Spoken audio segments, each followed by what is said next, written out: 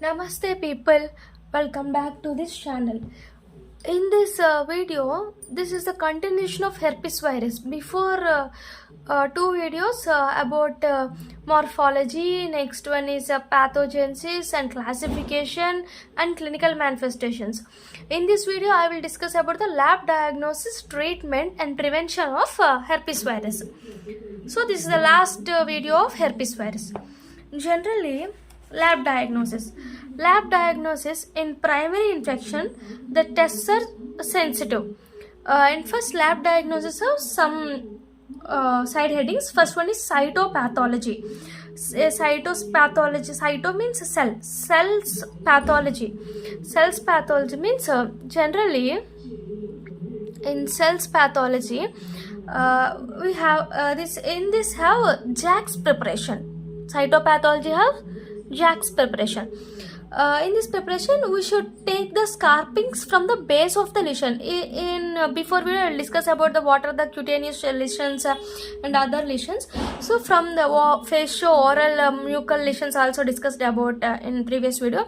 So from that lesions, we will take the scarpings from the base of the lesions and stain with the Wright's or Giemsa stain.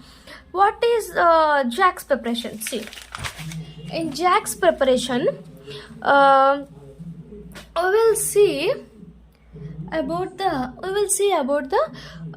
this is Jack's preparation. In Jack's preparation has cow dry type A inclusion bodies. It have an inclusion bodies are present. Next one is multinucleated giant cells are also present. Multinucleated giant cells. These are called Jack's preparation. So they will ask about what is meant by Jack's preparation. Means we should write about the cow dry type A inclusion bodies along with multinucleated giant cells. So these inclusion bodies are also called Lipsgel's bodies. Lipsgel's bodies. Generally in cytopathology of this herpes virus does not distinguish between the HSV1, HSV2 and varicella zoster virus. Does not distinguish. So it is not that sensitive to distinguish between the viruses of herpes. Next one is virus isolation. In this Mecco cell lines are comes under virus isolation. It is the most definitive tool. In this in 2 to 4 days the viral growth can be seen in viral isolation in McCoy cell lines. Next one in this in cytopathic effect of infected cells. Infected cells are seen in the form of diffuse rounded and ballooning shape. They are in the form of diffuse rounding and ballooning shape are infected cells present in viral isolation. First I will discuss about the cytopathology, Jack's preparation, cow dry type A inclusion bodies. Next one is multinucleated giant cells. It does not distinguish. Next one is viral isolation, that is called McCoy cell lines. It is the most definitive tool. In 2 to 4 days viral growth is seen. In these infected cells are seen like diffuse rounding and ballooning. Next is viral antigen detection, antibody detection, and next DNA detection. Antigen detection by neutralization test and immunofluorescence staining with specific anti-serum.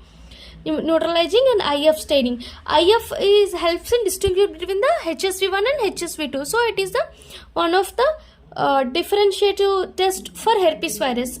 What is it? Viral antigen test of immunofluorescent staining is specific anti-serum. Next one is antibody detection. Antibody detection with ELISA. First it has IgM, next has IgG type. IgG are present in that infection. Next HSV DNA detection. It has DNA, so we should detect about the DNA by PCR or RT-PCR means real-time PCR. It also helps in differentiate between the HSV1 and HSV2. So DNA detection helps and viral antigen detection helps in distinguish between the herpes viruses. This is the lab diagnosis: cytopathology, virus isolation, antigen detection, DNA detection, next antibody detection. Next one is treatment: acyclovir, next famiciclovir. Acyclovir and famiciclovir. Next prevention. Prevention is you should use condoms for genital herpes. For neonatal herpes, we should take a C-section delivery or administration of acyclovir during third trimester, and no vaccine is present for herpes virus.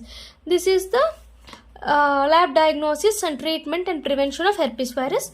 Please subscribe this channel and please support us. Thank you.